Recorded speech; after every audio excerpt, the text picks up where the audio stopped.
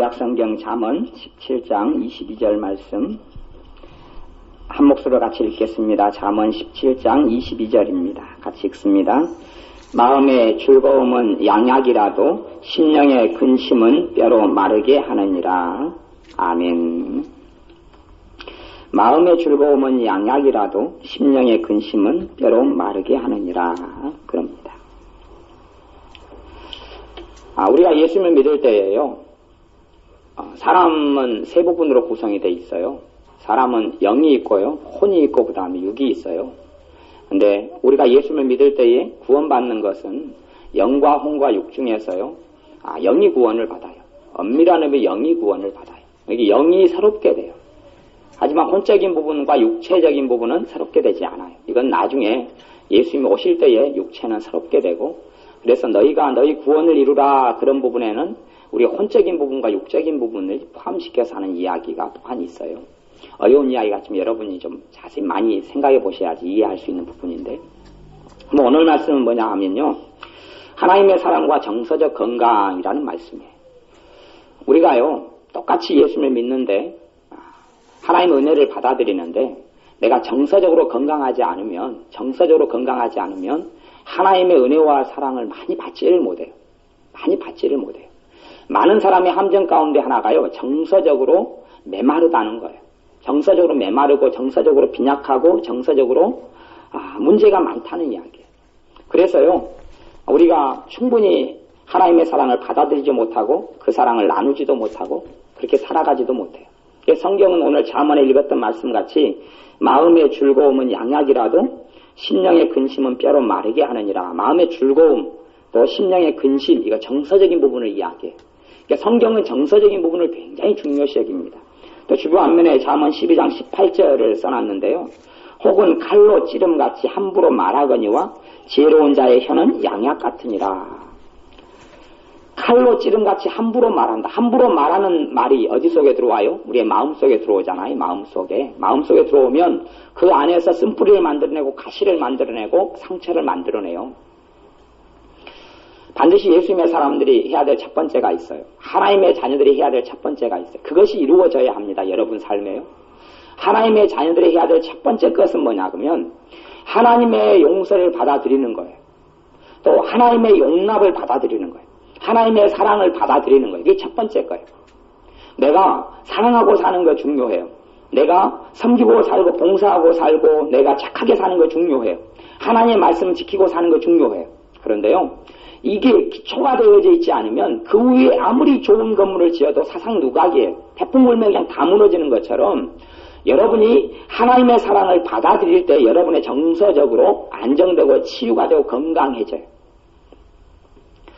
많이 살아오면서요, 가령 어릴 때부터 실패하고 절망하고 낙담하고 부모가 헤어지고 고통받고 하는 일마다 안 되고 그리고 만나는 사람마다 자기를 배신하고 고통스러운 삶을 살았다면 그 사람 안에는 이 사랑이라든지 희망이라고 소망이라든지 아니면 감사라든지 기쁨이라든지 평강이라든지 이러한 좋은 정서가요, 그 사람 안에는 없어요. 거의 없어서 하나님께서 하나님의 사랑을 부어주셔도 그 사람은 사랑이라는 것을 별로 체험하지 않았기 때문에 그런 정서적인 그릇이 안 만들어졌어요. 예를 들어서 내가 힘들고 비참하게 계속 오랫동안 살아왔으면 사랑이라는 정서적인 그릇이 종지기밖에 안 돼. 종지기만한 사랑의 그릇밖에 없어요. 사랑이라는 게. 그러면 하나님께서 사랑을 부어주셔도 그 사랑이 부어지는 부분은 우리의 혼적인 부분, 다시 이야기하면 정서적인 부분에 부어져요. 그러면 정서적으로 내 사랑의 그릇이 종지기밖에 없으면 하나님의 사랑이 어디밖에 안 담아져요? 종지기밖에 안 담아져요.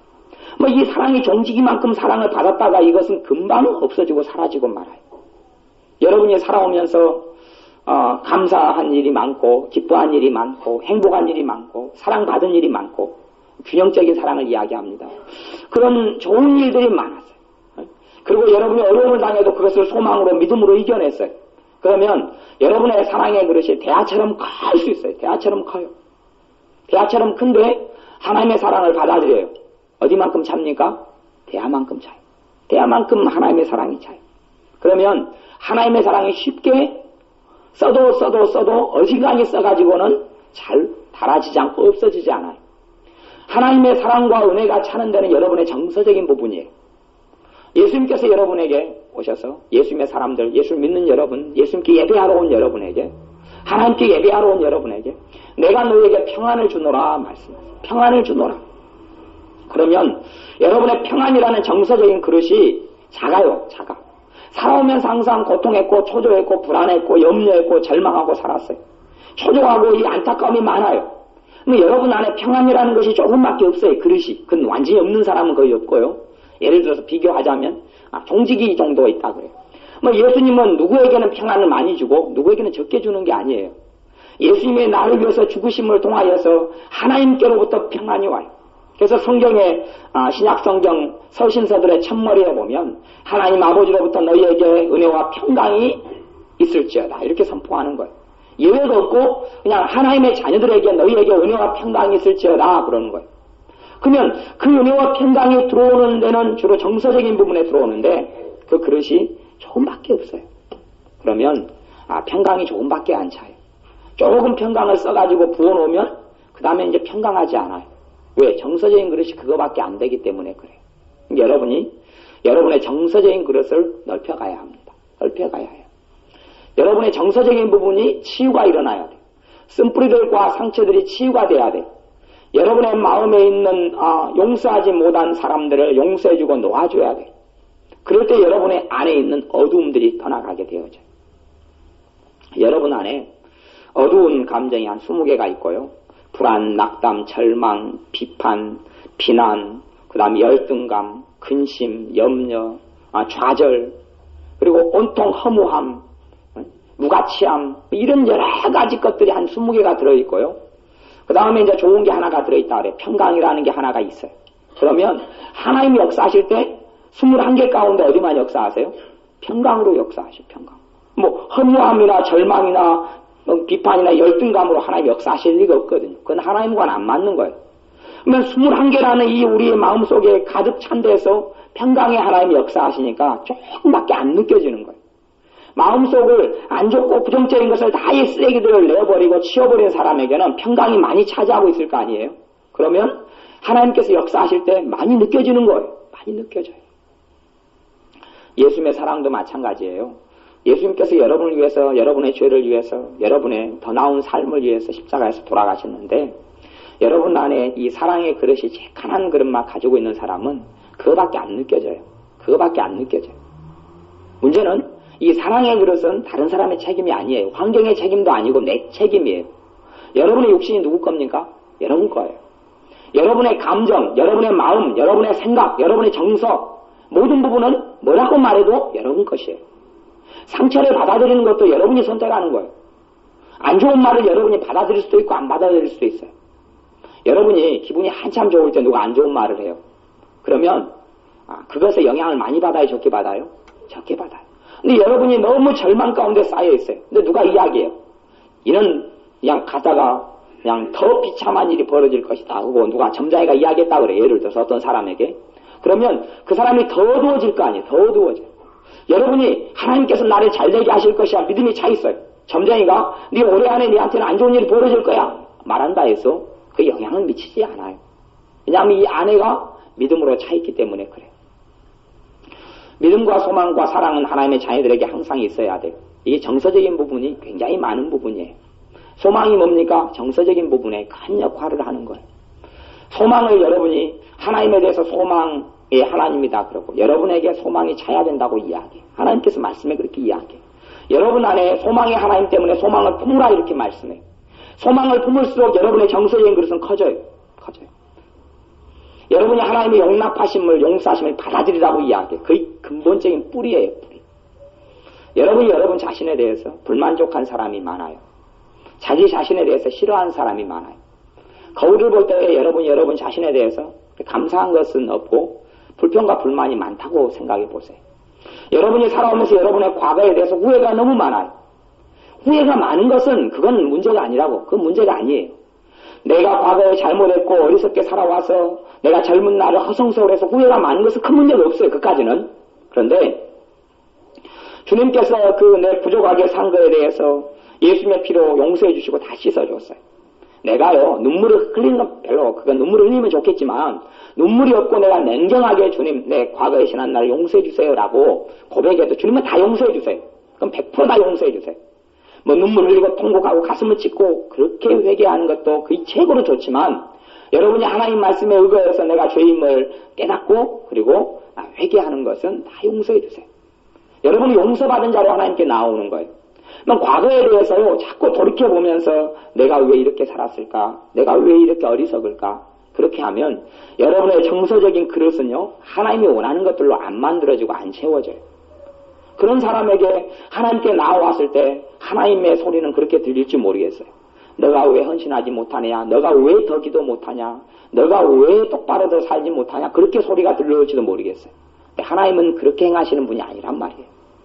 성숙하고 성장한 사람에게 더 나은 길을 제시하시고 이끄시고 하나님의 길로 인도하시지, 여러분에게 어떤 완벽을 요구하셔서 여러분의 꼬투를 잡는 하나님이 아니에요. 이제 영적인 어린아이들에 대해서 이야기합니다. 성장에도 꼬투리가 아니라 여러분의 잘못을 주님은 분명히 지적합니다. 분명히 지적하고 여러분 고치셔요. 그건 정확합니다만은 근본적인 것이 있어요. 근본적인 기초가 뭐냐 그러면 하나님의 사랑을 받아들이는 거예요. 여러분이 여러분 자신에 대해서 불만족한 점이 많고, 거울을 봤을 때 정말 마음에 안 드는 것이 많고, 여러분의 인생을 쫙 살펴봤을 때 너무 안 좋은 게 많고, 여러분의 가정을 살펴봤을 때 너무 불만족한 게 많다면, 여러분이 그 수준까지만 하나님의 사랑을 체험하고 누릴 수밖에 없습니다. 그 수준에서 멈추고 말아요. 하나님의 사랑은 여러분에게 무한정으로 쏟아부어져요. 하나님의 은혜는 예외가 없어요. 그분의 은혜는 믿지 않는 사람에게까지, 하나님의 백성이 아닌 사람에게까지 하나님의 은혜는 부어집니다. 솔직한 이야기로 그래요. 그래서 그것을 신학적으로는 일반 은총, 일반 은혜라 그러고 특별 은혜라 그래요. 믿지 않는 사람에게까지, 온 자연계에까지 퍼부어지는 하나님의 은혜를 일반 은혜, 일반 은총이라 그래요. 저 참새가 하나님께서 먹이고 키우지 않습니까? 들의 백합화를 하나님께서 먹이고 키우지 않습니까? 그들 믿음이 있습니까? 믿음 없습니다. 지나가는 개미도 하나님께서 먹이고 키우는 거예요. 그 일반 은혜예요. 이 온 세계에 하나님께서 은혜를 부어주시는데 어디까지만 받아들이고 받을 수 있습니까? 내가 그 그릇, 정서적인 그릇을 얼마나 내가 만들고 내가 가지느냐 하는 거예요. 내가 내 자신을 용납하고 용서하지 못하는데 하나님이 나를 용서하시고 용납하시고 축복하신다는 말씀이 믿어지겠습니까? 여러분이 여러분 자신을 축복하지 않는데 하나님이 여러분을 축복하신다 그러면 그게 믿어져요? 아니, 여러분 보기에도 내가 흠이 있고 너무 부족하고 어리석고 하나님의 사랑받을 가치가 없는 자로 느껴지는데, 하나님이 과연 사랑하시고 축복하실 그러한 가치가 있는 자로 내가 느껴지느냐 하는 거예요. 거기에서 문제가 생겨나는 겁니다. 예수님의 십자가 사랑이 왜 내게 조금밖에 안 느껴지고 별로 없느냐?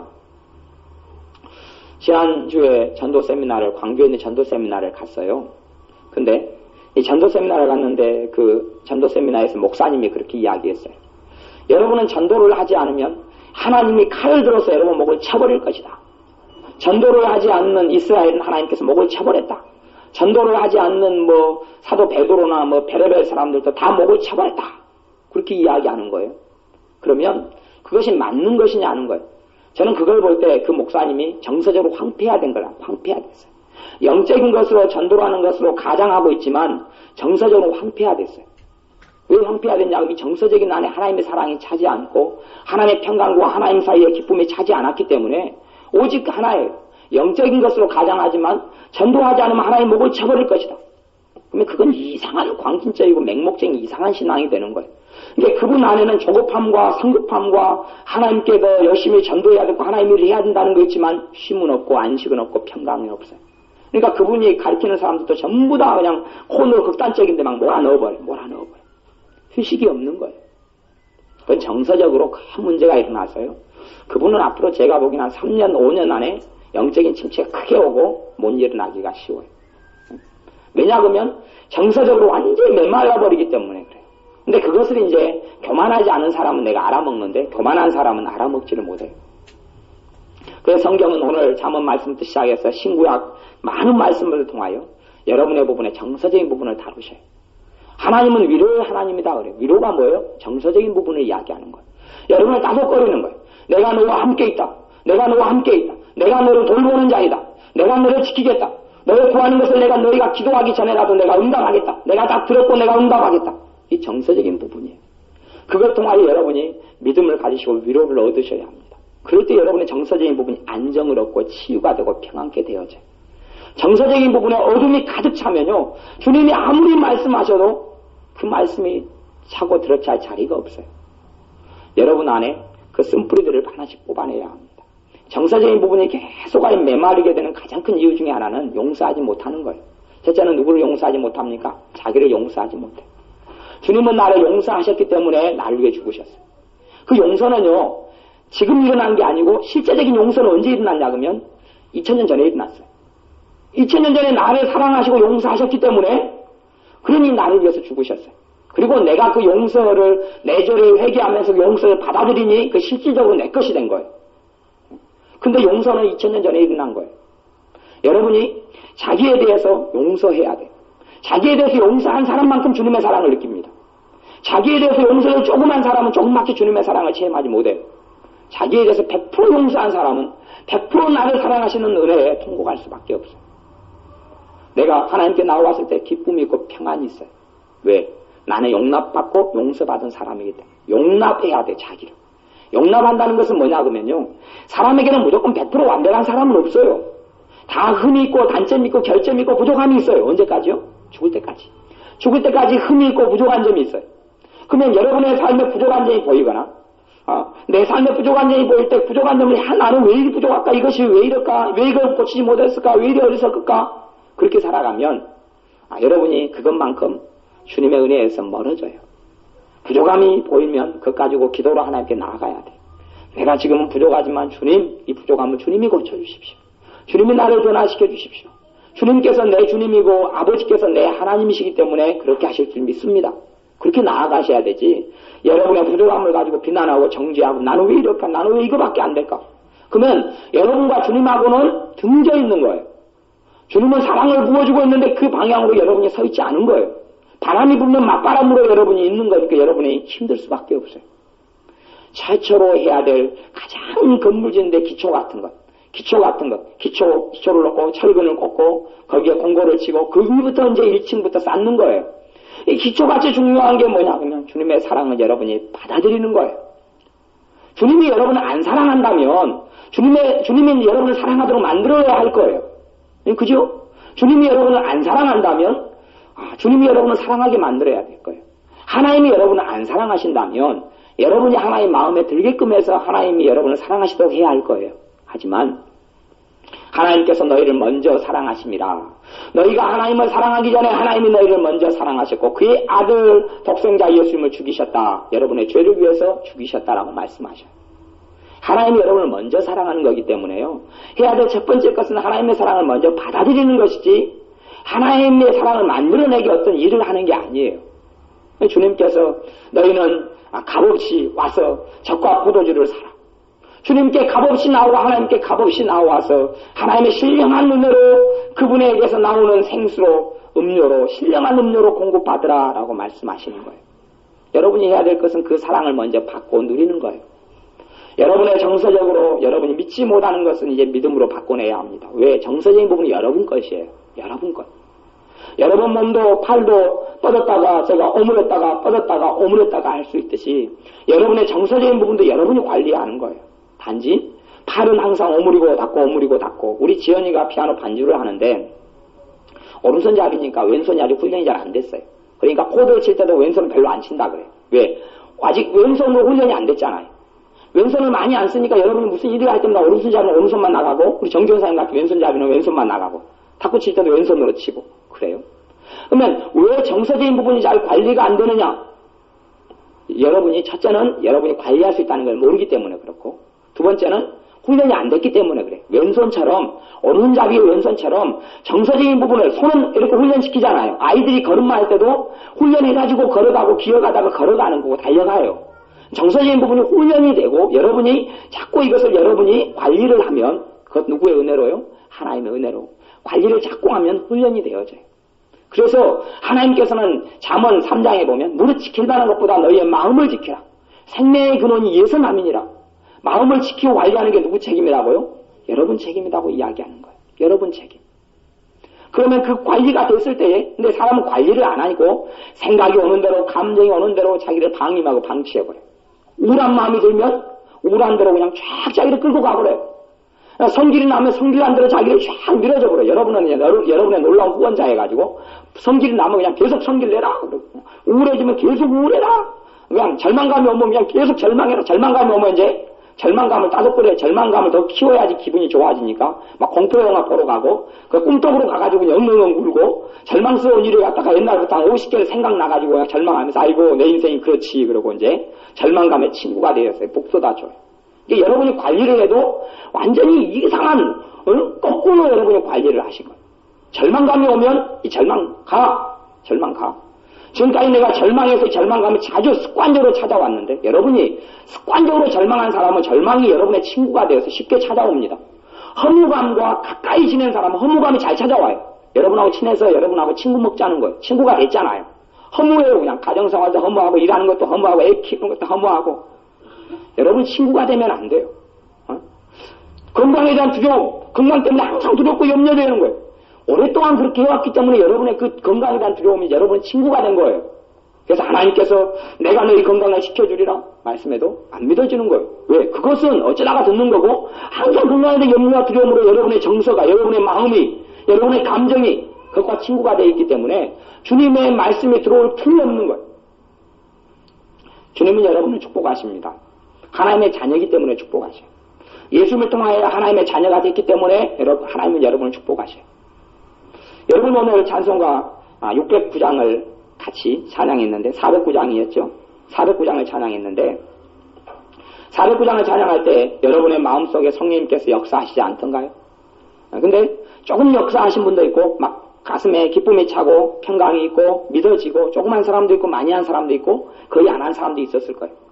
근데 오늘 찬양 가사는 제가 읽어드리면 2절을 보면 주님에게 약속한 큰 비 내려주시려 은혜의 저구름 건너편에 떠올라. 지금 주님께서 약속한 그런 큰 비, 약속 큰 비는 축복을 이야기해요.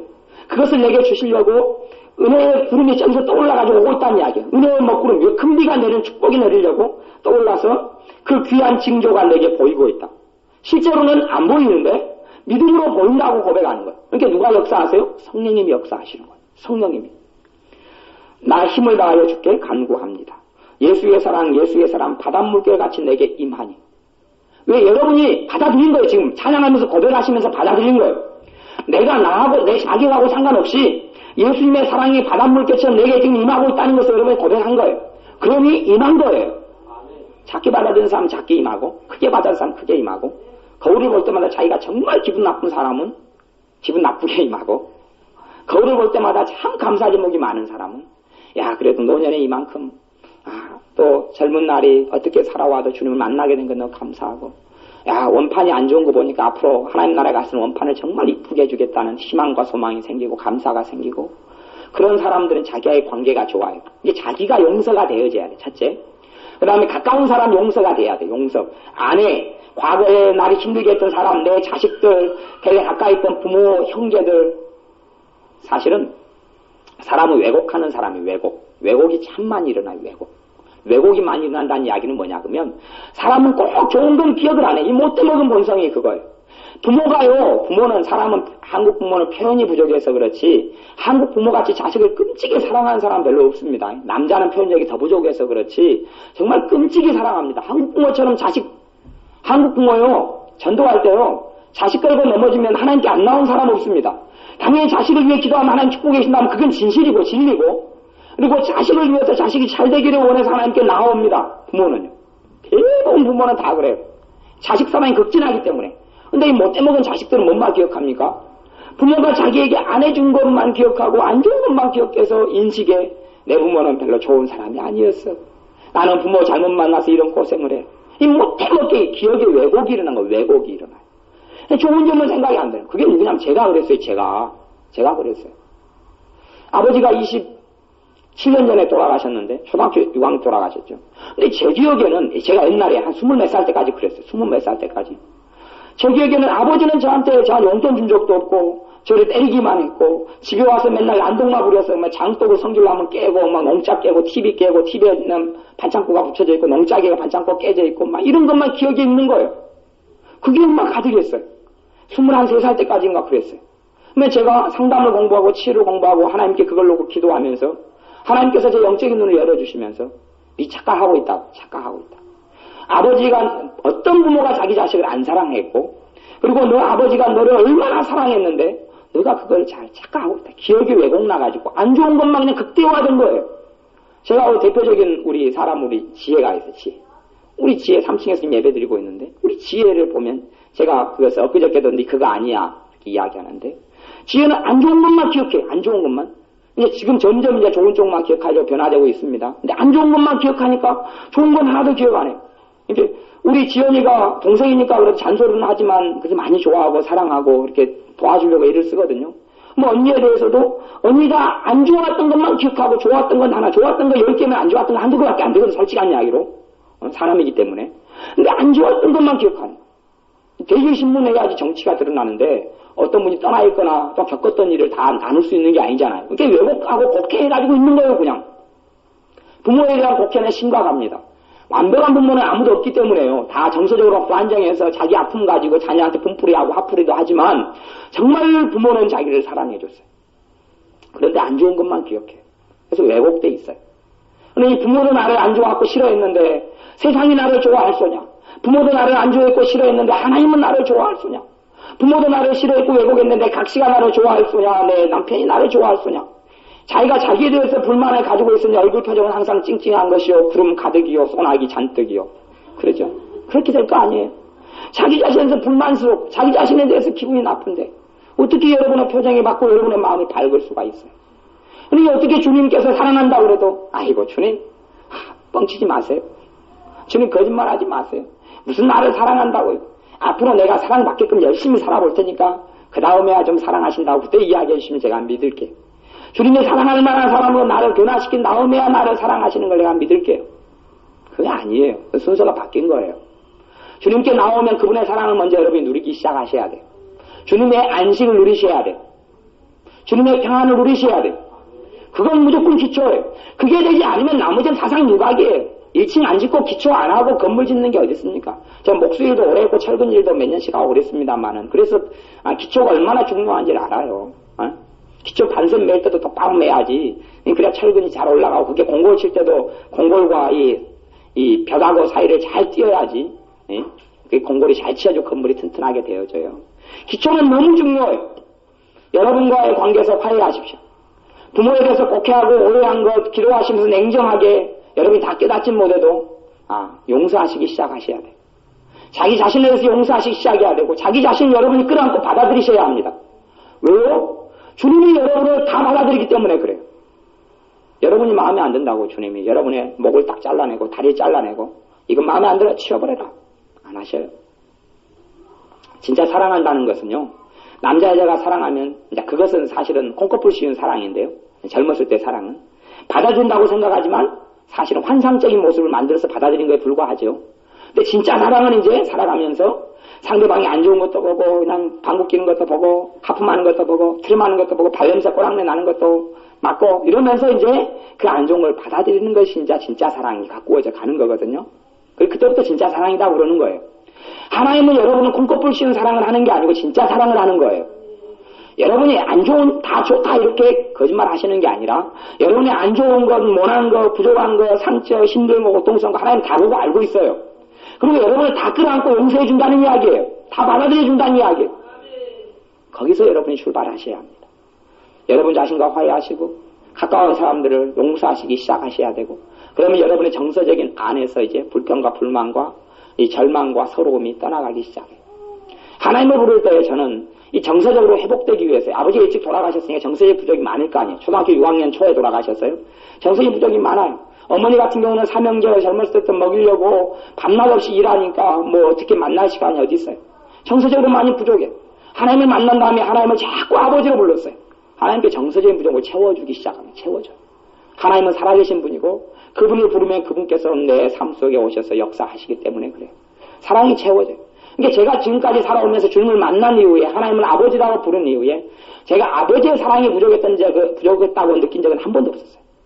왜냐하면 저는 아버지의 사랑을 하나님으로부터 다 공급받았기 때문에 그래요. 그래서 저는 기도할 때도 지금도 아버지 그렇게 기도해요. 어떤 사람 주님 그렇게 기도하지만 저는 아버지 그렇게 기도해요.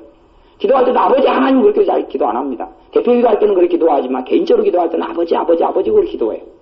왜? 그분이 내 아버지인 줄, 하나님이 내 아버지인 줄 저는 믿고 받아들였기 때문에 그래요. 그러면 하나님이 내 아버지면 하나님은 내 편입니까? 내 원수입니까? 하나님은 내 편이에요. 무슨 일이 있어도 하나님은 여러분 편이에요. 그걸 아셔야 합니다. 주님은 여러분 편이에요. 거기서 시작하셔야 돼요. 주님은 여러분을 회방시키고 여러분을 절망에 빠뜨리는 분이 아니에요. 여러분을 돕는 분이에요. 여러분을 지키시는 분이에요. 여러분이 복음성가를 볼 때 하나님은 너를 지키시는 자, 하나님은 너를 지키시는 자 부를 때 그것이 위로가 됩니까? 아니면 거짓말이야? 아니면 하나님은 나를 지키시는 분이 아니라 나를 절망의 구렁텅이에 빠뜨리는 분이야? 그렇게 감동이 옵니까? 하나님은 너를 지키시는 자 위로가 되잖아요. 위로가 된다는 이야기는 하나님이 위로의 하나님이거든요. 그 위로는 누가 주고 있는 거예요? 그 복음성가를 통해서 여러분의 하나님께서 주고 있는 거예요. 하나님은 여러분을 지키시는 분이에요. 여러분의 반대자가 아니에요. 하나님은 여러분을 돕는 분이에요. 거기에서 여러분의 정서를 만들어내야 합니다. 정서에서 어두움 요소들을 빼내야 돼요. 빼내야 돼요. 여러분 안에 이제 믿음이라는 걸 만들어내야 돼요. 여러분 안에 소망이라는 걸 하나님이 주시는 걸 받아들여야 돼요. 하나님의 사랑을 여러분의 정서 속에 채우셔야 합니다. 받아들여서 채우셔야 돼요. 여러분의 종지기 같은 그릇은 다 버려버리고 바켓스 같이 큰 것 같이 도람통 같이 큰 다라이 같은 것을 만들어내야 합니다. 그 안에 채우셔야 돼요. 예전에 그런 일이 있었어요. 구약시대에요. 어떤 한 여자가 자식들도 빚 때문에 팔려가게 됐고요. 옛날에는 빚이 지면 자식을 데려갖고 팔았잖아요. 그러니까 이 사람이 죽게 됐어요. 그러니까 하나님의 선지자에게 나아가서 살려달라고 이걸 보고 그랬어요. 그러니까 이 선지자가 기도를 해보니까 하나님께 응답이 왔어요. 그래서 하나님께서 응답 온 대로 이 여자에게 물었어요. 너에게 남은 것이, 너희 집에 남은 것이 뭐가 있느냐? 물었어요. 그러니까 빚만 있고 남은 게 하나도 없는 거예요. 가만히 생각하니까 기름이 조금 남았어요. 기름병에가. 기름이 조금 남았어요. 기름이 조금 남아있습니다. 그러니까 이 선지자가 하나님께 기도해보고 응답을 받아서 옛날에는 응답이 직접적으로 온 게 아니고 선지자를 통해서 왔어요. 지금은 여러분이 다 하나님께 개인적으로 다 응답받을 수 있어요. 예수님 때문에요. 그래서 그 기름을 가지고 동네에 가가지고 이웃 사람들에게 그릇을 빌려라. 그릇을 있는 대로 다 빌려라. 빌려서 그 기름병을 그릇에 부어라. 그랬어요.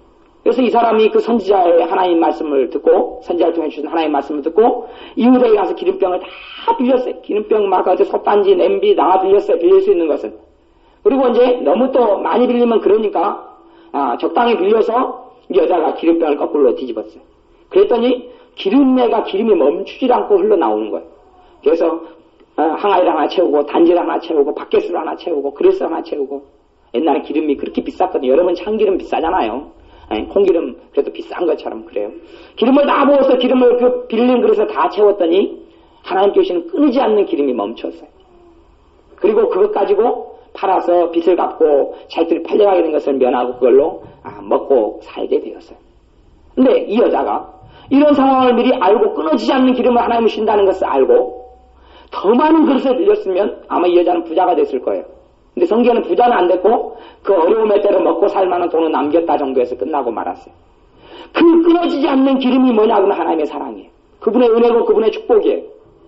근데 문제는 어디에 있어요? 끊어지지 않는 기름병이가 문제가 있는 게 아니라 그 숫자가 문제가 있었던 거예요. 이 여자는 그 숫자를 빌렸는데 정말 그냥 확실히 그냥 아예 한탕 해먹으려고 그릇을 빌리지는 않았어요. 그럭저럭 빌렸어요. 안 그러면 그 상황을 알았으면 여러분 같으면 그 동네에 몇 집만 가서 그릇을 빌렸겠습니까? 건넌 마을까지 쫓아갔겠습니까? 모든 인맥을 다 동원해서 하여튼 그릇 다 빌렸을 거예요. 에? 하여튼 도람강 100개라도 굴려왔을 거예요. 그래가지고 아예 그냥 세계적인 기름 장사를 시작했겠죠. 에? 다 채워가지고. 기름을 썩는 게 아니잖아요. 그러죠? 근데 이 여자는 그 수준이었어요. 마찬가지예요. 주님께로부터 그 사랑의 그림이 끊어지지 않고 여러분에 부어지는데 여러분이 가지고 있는 그릇 정도예요. 그릇 정도. 여러분이 그 그릇을 크게 넓혀 가셔야 되고 주님의 그릇으로 여러분이 키워 나가셔야 되고 그럴 때는 그 하나님이 위로 받아들이시고 평강 받아들이시고 하나님이 여러분을 사랑하신다는 것 받아들이시고 여러분 안에 있는 미움들 용서하시고 왜냐하면 여러분 용서한 것만큼요 주님이 축복해 주셔요. 주님은 여러분을 이미 축복하시는데 이미 사랑하시는데 용서해야지 그 자리가 빈자리가 된단 말이에요. 빈자리가 돼요. 빈자리가 돼. 메마른 곳에 주님의 물이 들어올 수 있단 말이에요. 여러분 꾸정물이 안에가 가득 있는데 꾸정물 속에 아무리 깨끗한 정수기로 그냥 걸른 아니면 그냥 산에서 나온 약수물을 꾸정물에 붓는다 해서 그 물이 약수로 변합니까? 꾸정물이에요. 꾸정물은 비워내야 되는 거예요. 꾸정물은 비워내야 되는 거예요. 꾸정물은 비워내지 않고 새물을 채운다는 건 말이 안 돼요. 꾸정물이 덜 꾸정물은 될 수 있겠지만 꾸정물은 꾸정물이에요. 꾸정물은 비워내고 버리셔요. 그래서 여러분이 훈련하셔요. 거울을 보실 때마다 주님 나를 사랑하시니 감사합니다. 주님 나를 용납하시니 감사합니다. 주님 나를 있는 그대로 받아들이시니 감사합니다. 주님 나를 축복하시니 감사합니다. 축복도 받아들이세요. 네? 부모가 자식을 사랑하잖아요. 그래서 부모가 부자면 자식도 부자고요. 자식이 노력하고 애쓰지 않아도 부모가 재산이 있을 때 되면 그 재산을 자식에게 나누어 주잖아요. 그런 것처럼 하나님의 축복도 출발은 그거예요. 여러분이 하나님을 위해서 열심히 사셔서 받는 축복도 있지만요. 하나님의 자녀가 됐기 때문에 받는 축복은 더 많아요. 그걸 잘 아셔야 합니다. 하나님의 자녀가 됐기 때문에 받는 축복은 말로 할 수 없이 더 많아요. 여러분 기도 응답이 축복 아닙니까? 기도하면 하나님 응답하시는데 축복이 아닙니까? 그러면 무엇이 이루어지지 못할 게 뭐가 있습니까? 그렇죠? 여러분은 받아들이셔야 돼요. 하나님이 여러분을 사랑하시고 여러분이 위로받기를 원하셔요. 여러분 마음 안에 어둠이 떠나가고 여러분이 다 그릇을 비워내시고 여러분 마음을 넓히셔서 그냥 대야같이 드럼통같이 그냥 뭐 바다같이 이렇게 큰 걸 만들어내시고 거기에 주님께 주신 사랑을 가득히 채우셔요. 사람이 냄비신앙이 되는 사람이 있어요. 은혜 받으면 다음날 쏟아버리고 받아보면 쏟아버리고 왜 그러냐 하면 그게 그 사람에게 문제가 있어서라기보다 그 안에 있는 정서적인 부분에 문제가 있어서 그래요. 그러니까 어릴 때부터 살아왔을 때 아픔과 눈물과 어려움을 당한 사람들은 이젠 주님의 사랑을 받아들여서 그 아픔과 눈물의 경험을 바꾸어내셔야 합니다. 바꾸어내셔야 돼요. 주님의 축복으로 바꾸어내셔야 되고 아픔과 눈물은 주님의 위로를 받고 치료를 받으셔야 합니다. 치료를 받으셔야 돼요. 가장 힘든 일이 있으면 그 일을 가지고 주님께 나아가세요. 주님께 나아가세요. 주님, 이 일이 내게는 가장 큰 고통이 되고 가장 큰 눈물이 되고 가장 큰 아픔이 됩니다. 사람을 위로할 수 없고 사람은 내 마음을 알아주지 못해. 주님은 나를 100% 사랑하고 100% 나를 용납하시니 나 좀 따뜻거려 주세요. 나가면 주님께서 위로해 주시고 사람의 위로보다 사람의 격려보다 여러분 마음 안에서부터 샘솟아 솟아나는 기쁨으로 주님께서 여러분을 축복해 주실 겁니다. 기도하겠습니다. 아버지 하나님, 우리가 정서적으로 건강케 하여 주옵소서. 우리 안에 감정들이 부정적이고 어두운 것들이 떠나가게 하시고 내가 나를 사랑하지 않는 것들을 주님 회개하오니 주님 이제는 내가 나를 사랑하며 내가 나를 받아들입니다. 내가 내 단점 부족한 점을 용납하며 내가 나를 축복합니다. 주님의 축복을 받아들입니다. 내가 아버지 하나님의 사랑을 받아들입니다. 내가 자격이 있어서 주님이 나를 사랑하시는 게 아니라 이미 나를 선택하셨고 나를 2000년 전부터 사랑하셨고 나를 위해 죽으셨고 나를 축복하셨고 나를 사랑하셨기에 나를 사랑하심을 내가 받아들입니다. 그러므로 우리 안에 주님의 사랑이 차게 하시고 주님의 용서하심이 차게 하시고 주님의 평안이 차게 하시고 주님의 기쁨이 가득 차게 하여 주옵소서. 예수님의 이름으로 기도하옵나이다.